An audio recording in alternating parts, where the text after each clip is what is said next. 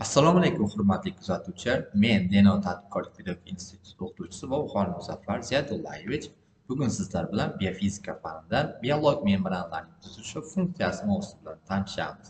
Rejalarimiz biolog membranalarning tuzilishi, membrana lipidlar, oqsillar va uglevodlar va membrana funksiyasi haqida gaplashamiz.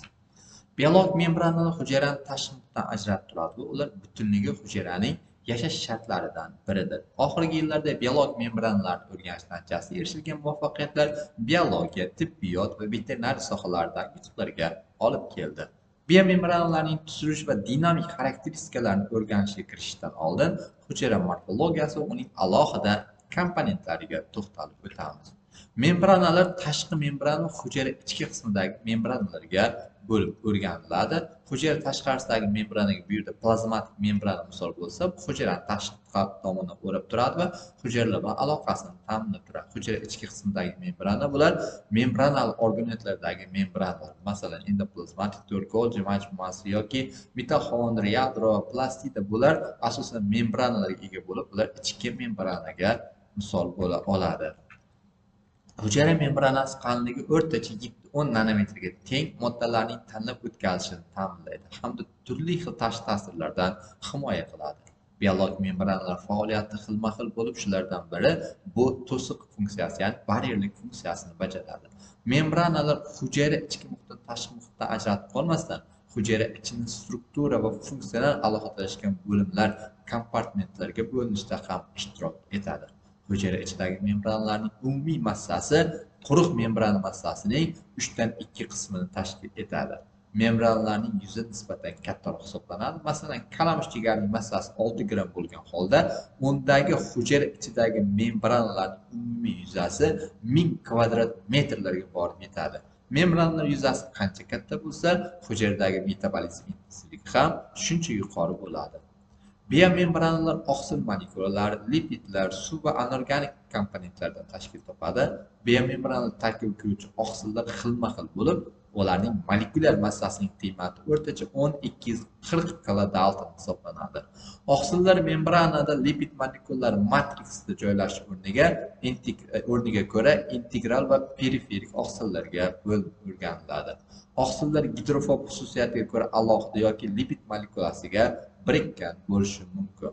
Membranaga kam bog'langan noelektrostatik periferik oqsillar va lipidga bog'langan integral oqsillar fermentativ modda va ionlar tashilishi, regulyator va struktura kabi funksiyalarni ta'minlab beradi. Membranada oqsil molekulalari uglevodlar bilan birikib, glikoproteinlar yoki lipidlar bilan birikib, glikolipidlarni hosil qilishi mumkin. Lipoproteinlarni hosil qilishi ham mumkin hisoblanadi.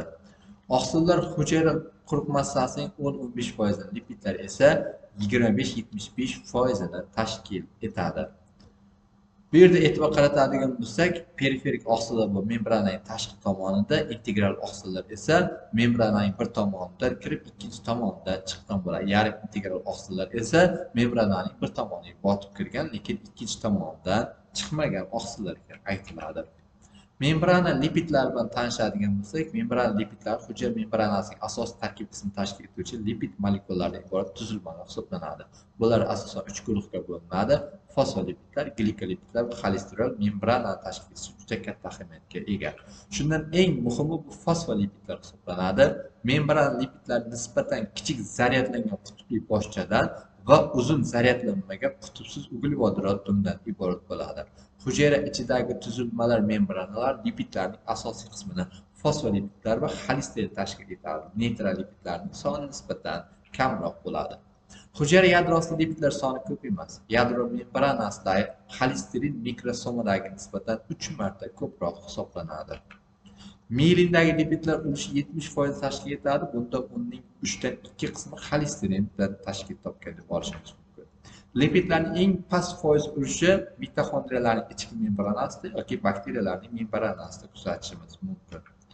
Membrana lipidlarning katta qismi fosfolipidlardan iborat. Ular ichki gidrofob va gidrofil sirtlardan iborat qo'shaloq qatlamli strukturalar hosil qila oladi.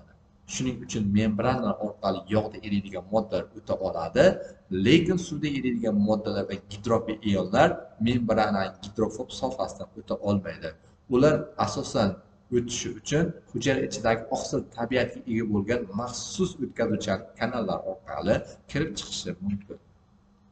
Gidrofob va gidrofil tushunchalar bilan tanishadigan bo'lsak, gidrofob bu asosan suv bilan yomon bog'lanadi, gidrofil moddalar esa kuchliroq bog'lanadigan moddalar hisoblanadi.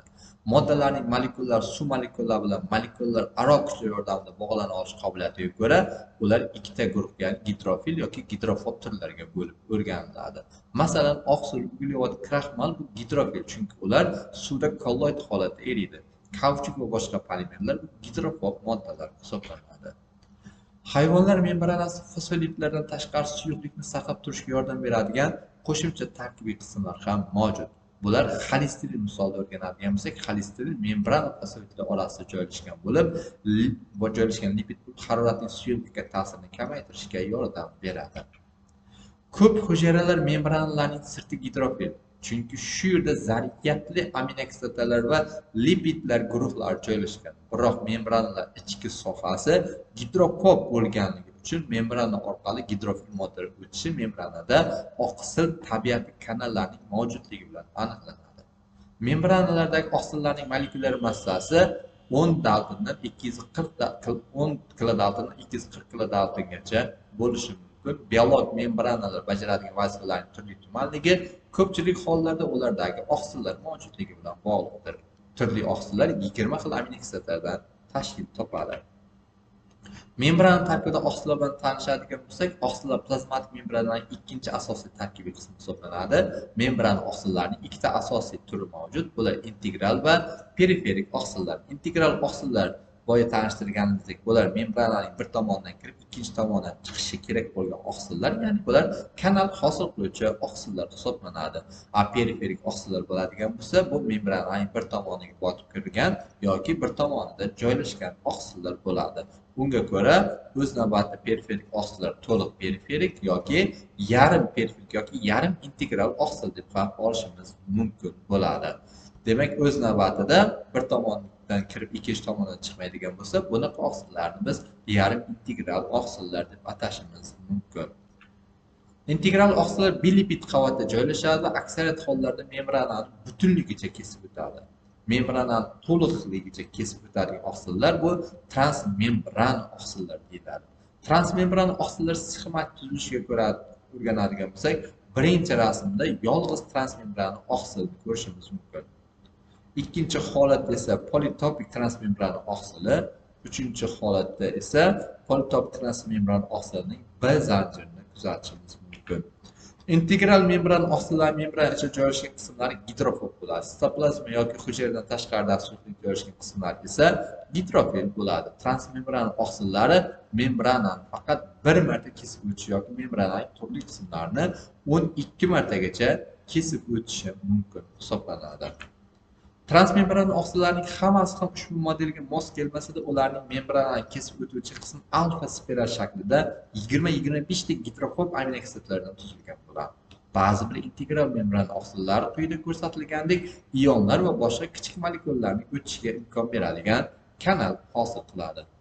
Periferik membrana oqsillari membranalarning ichki va tashqi yuzalarida joylashgan va oqsillarga yoki fosfolipidlarga bog'langan bo'ladi.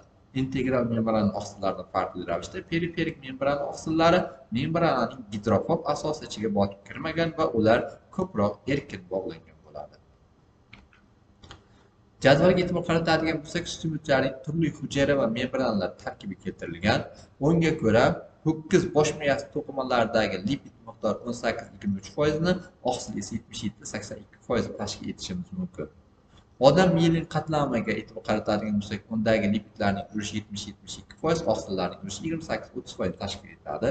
Ho'kiz eritrositlarida lipidlar ulushi 30-40%, oqsil ulushi 60-70% atrofida. Odam eritrositlarida lipidlar ulushi 40%, shunga mos ravishda oqsil ulushi 60% tashkil etadi. Ho'kiz yuragi mitoxondriyalarida lipidlarning ulushi 20-50% atrofida bo'lsa, oqsillarning ulushi shunga mos ravishda 50-80% atrofida bo'ladi. Membrana tarkibidagi uglevodlar. Uglevodlar plazmatik membranalarning uchinchi asosiy tarkibiy qismi hisoblanadi. Ular odatda hujayralarning tashqi yuzasida joylashgan va oqsillarga yoki lipidlarga bog'lanadi. Oqsillarga bog'langan glikoproteinlar, lipidlarga bog'langan esa glikolipidlarni hosil qiladi. Ushbu uglevod zanjirlari 2 dan 60 tagacha monosaxariddan tashkil topgan bo'ladi va ular chiziqli yoki tarmoqlangan bo'lishi mumkin.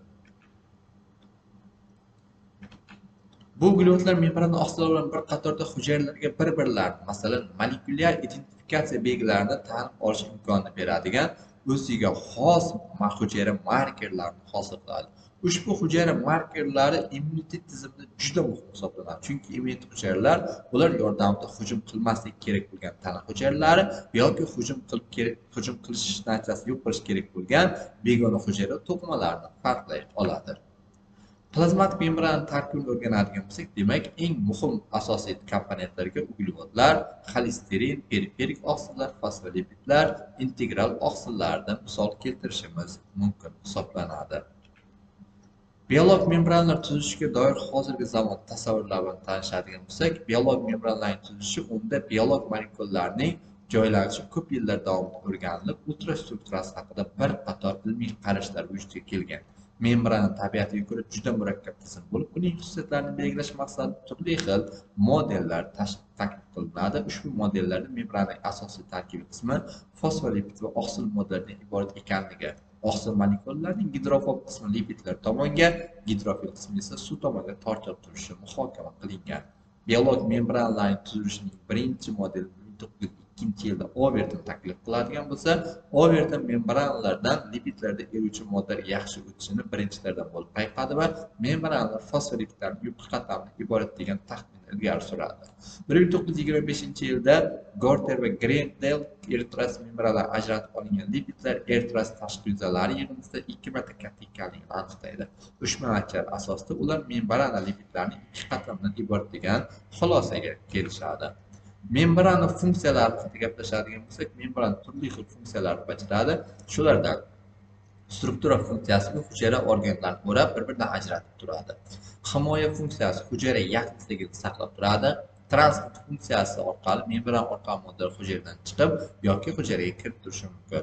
Barrierlik yoki to'siq funksiyasi turli xil moddalarni tanlab o'tkazish xususiyatiga asos bo'lishiga zamin yaratadi. Axborot funksiyasi membranada gormonlarga tegishli reseptorlar joylashgan bo'lib, ular hujayra ichidagi jarayonlarni boshqaradi. Va maxsus funksiyalar, ular muskul hujayralarning qisqarishida membrana ishtirok etadi va nerv hujayralarida nerv impulsi o'tkazishi katta ahamiyatga ega.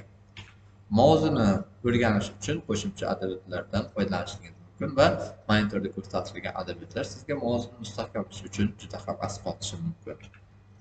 E'tiboringiz uchun rahmat.